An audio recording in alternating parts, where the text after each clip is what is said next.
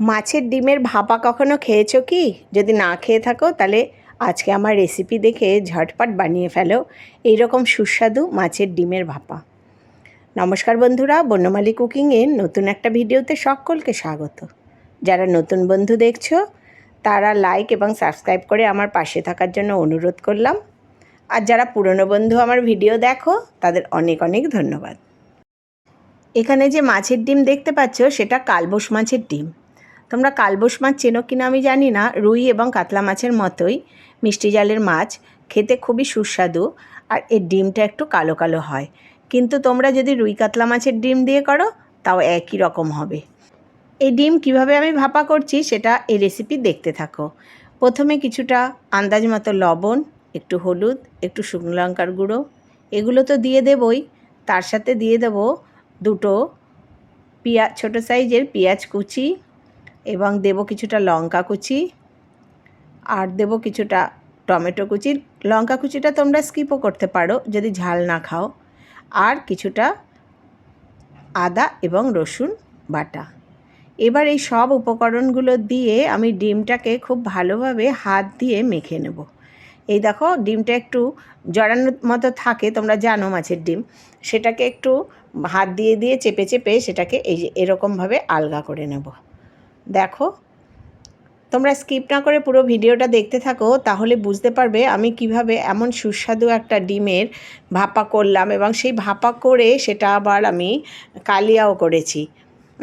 এই একটা tiffin box নিয়ে নিয়েছি, তোমরা একটা স্টিলের ছোটো বাটিও নিয়ে নিতে পারো। তার মধ্যে একটু সর্ষের তেল মাখিয়ে এবার এই যে মাখা ডিমটা এর মধ্যে দিয়ে দেবো। এইটা বাইন্ডিংয়ের জন্য আমি কোনো কিছুই ব্যবহার করব না। বাইন্ডিংয়ের জন্য যদি ময়দা বা বেসন এগুলো ব্যবহার করি তাহলে এই ডিমের টেস্টটা অনেকটা নষ্ট হয়। আমি শুধু ডিমটা দিয়েই কিভাবে করছি দেখতে থাকো। এই টিফিন বক্সের মধ্যে পুরো মাখানো ডিমটা দিয়ে দিলাম, একটা চামচ দিয়ে এরকম করে চেপে চেপে চেপে চেপে দিয়ে দেবো। ওপরটা যাতে প্লেন হয়, যতটা সম্ভব প্লেন হয় সেরকমভাবে দিয়ে দেবো। টিফিন বক্সটা আটকে দিলাম। এবার অন্য তোমরা ইলিশ মাছ বা অন্য মাছ যেভাবে ভাপা করো সেরকম কড়াইতে জল নিয়ে একটা স্ট্যান্ড দিয়ে দিলাম, তার উপর বসিয়ে দিলাম টিফিন বক্সটা, ঢেকে দিলাম। ঢেকে প্রায় 5 থেকে 7 মিনিট ঢেকে দেবো। একটু উল্টে তুমি দেখতেও পারো, আমি মাঝখানে একবার দেখে নিয়েছিলাম, এটা শক্ত হয়নি, আমি আবার ঢেকে দিয়েছি। এবার আমার মনে হয় হয়ে গেছে। টিফিন বক্সটা এবার ঠান্ডা করে দেখো, খুলবো। খুলে দেখবে যেমন করে তোমরা কেক বেক করো বা অন্য কিছু বেক করো সেই রকমভাবে এই ডিমটা দেখো কী সুন্দরভাবে নরম তুলতুলে কিন্তু শক্ত হয়ে গেছে, টাইট হয়ে গেছে। এবার এই টিফিন বক্সের মধ্যেই আমি এটা কেটে নেব। যেহেতু আমার পরিমাণ ডিমটা কম, তাই জন্য আমি একটা ছোটো টিফিন বক্স নিয়েছি। তোমাদের যদি ডিমটা বেশি থাকে তাহলে তোমরা একটু কাঁধাওয়ালা যেমন ছোট প্লেট বা থালা থাকে তার উপর ছড়িয়ে দিয়েও তোমরা এটা করতে পারো, বেশি পরিমাণে ডিম হলে। এবার আমি ছুরি দিয়ে বরফির আকারে কেটে নিলাম, এবং এক সাইড দিয়ে ছুরি ঢুকিয়ে আলতো করে চাপ দিলেই এগুলো বেরিয়ে যাবে। এই দেখো, এরকম করে এরকম প্রত্যেকটা আমি এরকম করে ডিমেরই বার করে নিলাম। এখানে দেখো প্রায় 7-8টার মতো আমার হয়েছে। এইবার এইগুলো কিভাবে আমি এগুলো ভাপাগুলোকে ভাজি দেখো। একটা ডিমকে প্রথমে আমি ফেটিয়ে নেব। একটা পোলট্রির ডিম নিয়ে নিলাম এবং সেটা ভালো করে ফেটিয়ে নেব, এবং এর মধ্যে এরপরে অ্যাড করব কর্নফ্লাওয়ার কিছুটা পরিমাণে দিয়ে ডিমের সাথে এটা ঘুটে নেব। তোমরা তো মাছের ডিমকে অনেক রকমভাবে খাও, একবার আমার মতো করে একবার করে খেয়ে দেখো, তখন তুমি সব পদ্ধতি ভুলে যাবে। এতই ফুসফুসে নরম সুন্দর ডিমের ধোকার মতো হয় যে না খেলে বিশ্বাস করতে পারবে না। এবার কর্নফ্লাওয়ারের আর ডিমের এই গোলাটার মধ্যে একটু নুন দিয়ে দিলাম, সামান্য একটু দিয়ে দেবো হলুদ, আর দিয়ে দেবো একটুখানি লাল লঙ্কার গুঁড়ো। এবার তোমরা এখানে গোলমরিচের গুঁড়োও ব্যবহার করতে পারো। আর ভালো করে ঘুটে নিয়ে এবার ডিমের বরফিগুলো যে রয়েছে সেই বরফিগুলো এর মধ্যে চুবিয়ে চুবিয়ে আমি ভাজবো। আর এগুলো স্ন্যাক্স হিসাবেও খেতে দুর্দান্ত লাগে। যদি বিকেলে চায়ের সাথে বা ডালের সাথে স্ন্যাক্স হিসাবেও এটা খাওয়ার জন্য দুর্দান্ত। আর এমনি মাছের ডিম বড়া করলে অনেকটা শক্ত শক্ত মতো হয়, কিন্তু এইভাবে যদি একবার করে খেয়ে দেখো তাহলে দেখবে বারবার বানাতে ইচ্ছা করবে। যারা বানাও তারা তো জানোই, যারা বানাও না তারা আমার মতো করে এরকম করে একবার বানিয়ে দেখো, দুর্দান্ত খেতে হয়। আর আমার বাড়িতে ডিম আসলেই আমি এরকম করে করি। এছাড়াও অন্য পদ্ধতিতেও অনেক কিছু করা যায়, কিন্তু এটা সহজ পদ্ধতি আর খেতেও খুব ভালো লাগে। আমি এরকমভাবে ডিমের গোলায় চুবিয়ে চুবিয়ে দেখো মাছের ডিমের এই বরফিগুলোকে ভেজে নিচ্ছি।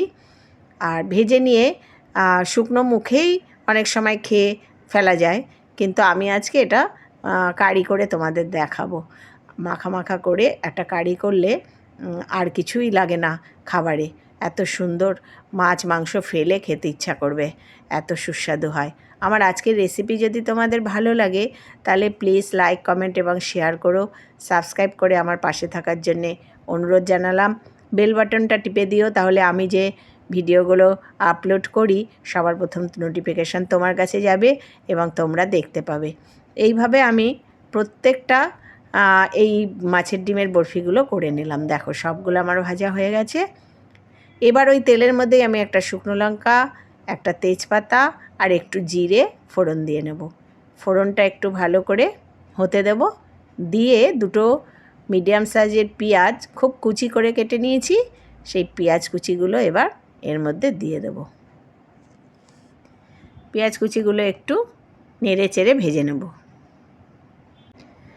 পেঁয়াজ কুচিগুলো একটু ভাজা হয়ে গেলে এর মধ্যে দিয়ে দেব একটা বড় সাইজের টমেটো কুচি আর কিছু কাঁচা লঙ্কা কুচি। সবগুলো এর সাথে মিশিয়ে দিলাম।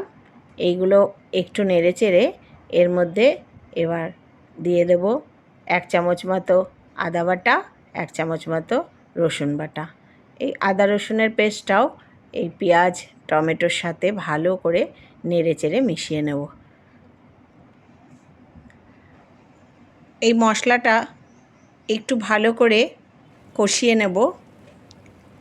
আর এর মধ্যে দিয়ে দেব আন্দাজ মতো একটু লবণ, একটু হলুদ, অল্প একটু কাশ্মীরি লঙ্কার গুঁড়ো। এটা অপশনাল, এটা কারির রঙটা দেখতে ভালো হবে। 1/2 চামচ মতো জিরের গুঁড়ো, 1/2 চামচ মতো ধনের গুঁড়ো। এবার এগুলো দিয়ে একটু সামান্য জল দিয়ে মশলাটা এই পেঁয়াজ রসুনের সাথে কাইয়ের সাথে ভালো করে মিশিয়ে নেব। গ্যাসটা এই সময় একটু ধিমে তালে রেখে ভালো করে মশলাটা কষাবো। দেখো কি সুন্দর তেল উঠে গেছে মশলা দিয়ে, আর সুন্দর স্মেলও এর সময় বেরোবে। এবার আমি ছোটো 1 বাটি মতো জল দিয়ে দিলাম। বেশি জল দেব না, কারণ ডিমগুলো আমার ভাজা রয়েছে। এইটা একটু 2 মিনিট ঢেকে দিলেই ভালো করে ফুটে উঠবে। দেখো ঝোলটা কি সুন্দর হয়ে গেছে। এই রকম কারি দিয়ে অনেকটা বেশ খাওয়া হয়ে যায় এবং অন্য কিছুর দরকারই হয় না। এবার এর মধ্যে দিয়ে দেব ডিমের বরফিগুলো। এইগুলো দিয়ে এই ডিমের বরফিগুলো এতটাই ফুসফুসে যে এগুলো দিয়ে সেদ্ধ করার আর দরকার হয় না। এগুলো দিয়ে একটু নেড়েচেড়ে ভালো করে মিশিয়ে নিলেই হয়ে যাবে দারুণ স্বাদের মাছের ডিমের এই রকম ভাপা দিয়ে বরফি তৈরি করে তার ডালনা। তোমরাও আমার মতো এরকম করে দেখো, দেখবে খুবই সুন্দর হয় খেতে।